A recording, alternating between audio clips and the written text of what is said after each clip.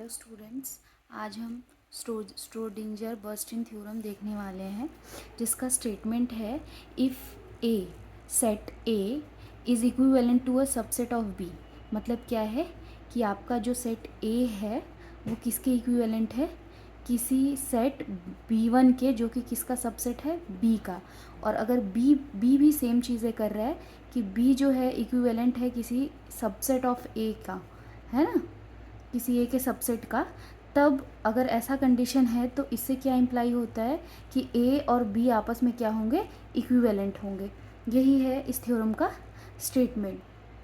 तो इसके लिए हम देखते हैं, क्योंकि ए क्या है, इक्विवेलेंट टू है सबसेट ऑफ बी है, तो ऑब्वियसली हमको एक मैपिंग ऐसा मिल जाएगा फ्रॉम ए टू बी, जो कि क्या होगा, 1 1 और इनटू। हम ऑन टू इसलिए नहीं लेंगे क्योंकि ऑन टू ले लेंगे तो इसका मतलब ये है कि हम ये मान के चल रहे हैं कि ए इक्विवेलेंट है बी के, तो इसलिए हमने ये क्या ले लिया है, इनटू। और सेम क्या है, सिमिलरली क्योंकि हम बी से भी बी भी इक्विवेलेंट है सबसेट ऑफ ए के, इसलिए एक हमको एक ऐसा मैपिंग मिल जाएगा जी बी से ए पर, जो कि 1 1 हो और इनटू हो, है ना। अब हमको क्या प्रूफ करना है, हमको ये प्रूफ करना है कि एक मैपिंग हमको कैपिटल एफ ए से बी पर मिल जाएगा, जो कि 1 1 भी होगा और ऑन टू भी होगा। ये हमको क्या करना है, प्रूफ करना है। तो हम एज्यूम कर लेते हैं कि एफ और जी क्या है, दोनों में से कोई भी ऑन टू नहीं है, क्योंकि ऑन टू हो गया तो आपको पता है ये दोनों सेट क्या हो जाएंगे, आपस में इक्विवेलेंट हो जाएंगे। तो इसलिए हमने क्या लिया है, क्योंकि हमारा एफ और जी दोनों क्या है, 1 1 है, तो हम क्या है, एक mapping F inverse G inverse इस तरीके से एज्यूम कर लेते हैं, क्योंकि F A is a subset of, यहाँ पे आपको दिख रहा है F A is a subset of B, और G B is a subset of क्या है, ए, है ना।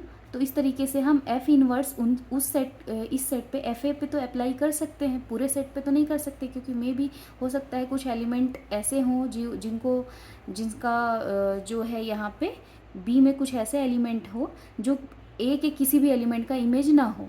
इसलिए हमने एफ इनवर्स किस पे अप्लाई किया है, एफ ए से बी पर, है ना, एफ ए से ए पर। G inverse is a mapping from G B to B. तो क्योंकि अब हमको क्या है, मैपिंग क्या निकालनी है, हमको एफ, हमको मैपिंग किस तरीके से हम डिफ़ाइन कर सकते हैं वो हमको निकालना है।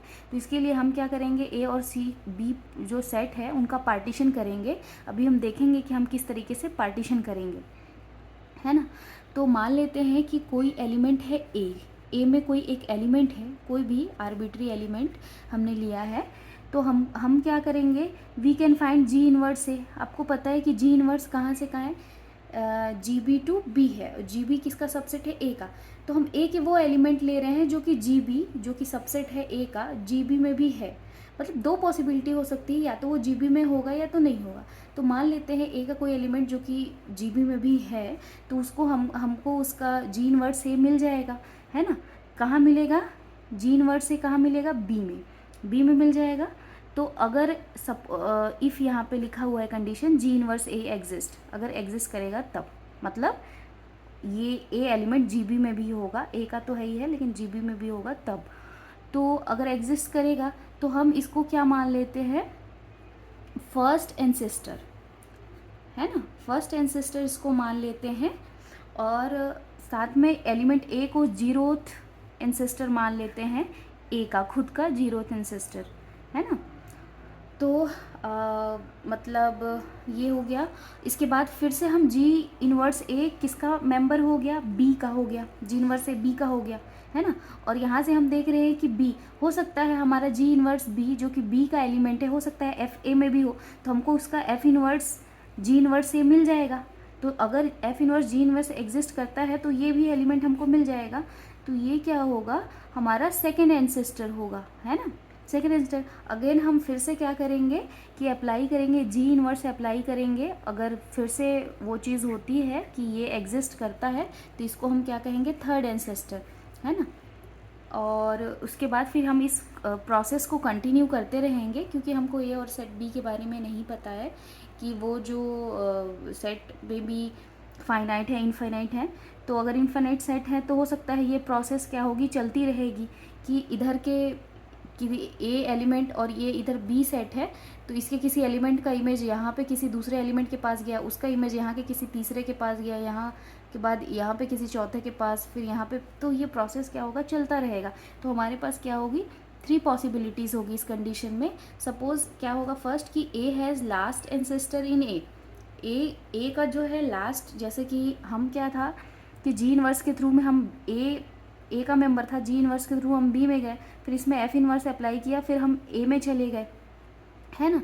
तो इस तरीके से अगर इनका लास्ट एंसेस्टर ए में है, मतलब ये कितने बार हुआ है, इवन टाइम हुआ है, क्योंकि यहाँ पे गए एक बार हो गया और यहाँ से वापस से यहाँ गए तो कितने बार हो गया, 2 बार हमने इसकी मैपिंग ली है। तो इवन नंबर ऑफ एंसेस्टर रख रहे हैं, मतलब क्या है, वो एलिमेंट कहाँ है, ए में है, तो इवन नंबर, तो उस सेट को हमने ए ई से डिनोट किया है।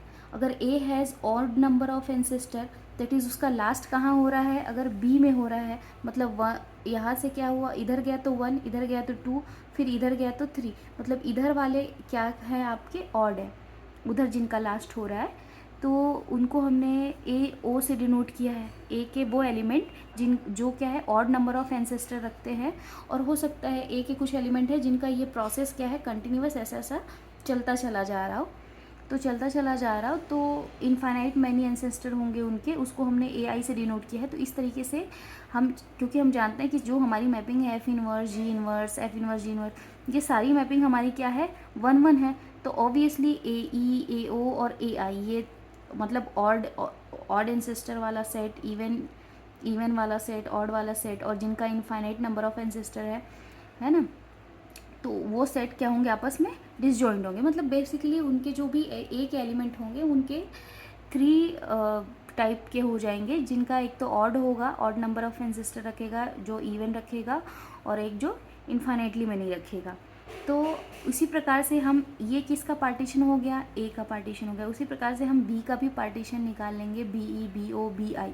तो इस तरीके से क्लियरली हमको दिख रहा है, क्योंकि क्या है कि ए से आप बी पे जा रहे हैं ना, तो कोई एलिमेंट ए है जिसका लास्ट अगर ए में हो रहा है ना, तो वो ए ई का जो इधर के लिए जो एलिमेंट और इवन होगा, है ना, इधर के लिए वो एलिमेंट क्या होगा, ऑड होगा, है ना, उसका मैपिंग क्या है कि इधर के ऑड वाले एलिमेंट से होगा। अगर हम बी के नज़रिए से देखें तो जो बी के लिए ऑड होगा इसके लिए इवन होगा। तो इसी तरीके से एफ जो है हमने ए आई से बी आई, इन्फिनिटी वाले से डिफाइन किया है, और ए ई कहाँ, ए ई की मैपिंग कहाँ होगी, बी ओ ऑड एंसेस्टर वाले सेट से, और जी इनवर्स एक मैपिंग कहाँ से, ए ज़ीरो से हमने कहाँ से ली है, बी पर ली है ना। क्योंकि अब ये क्या हो गया, अब हमने मैपिंग, डिज़ायर मैपिंग एफ़ जो है ए से बी डिफ़ाइन कर दी है। किस तरीके से डिफ़ाइन की है कि जब भी एक्स हमारा ए आई या ए ई में बिलोंग करेगा तब उसके लिए हमारा F x, capital F x बराबर एफ एक्स होगा, और जब भी एक्स हमारा ए ओ में बिलोंग करेगा उसके लिए हमारी जो मैपिंग क्या है, जी इनवर्स है। क्योंकि जी इनवर्स ही मैपिंग जो है हमारी, आप देख सकते हैं कि जो जी इनवर्स है हमारी मैपिंग, वही क्या बोलते हैं, ए से बी ही है ना। तो इस तरीके से ए का जो 3 पार्टीशन था, तीनों पार्टीशन सभी के लिए ये 1 1 और ऑन टू मैपिंग हमको मिल गई। तो क्योंकि 1 1 ऑन टू मैपिंग मिल गई सेट ए से बी, इसलिए ए सेट और बी सेट आपस में क्या होंगे, इक्विवेलेंट होंगे। Thank you.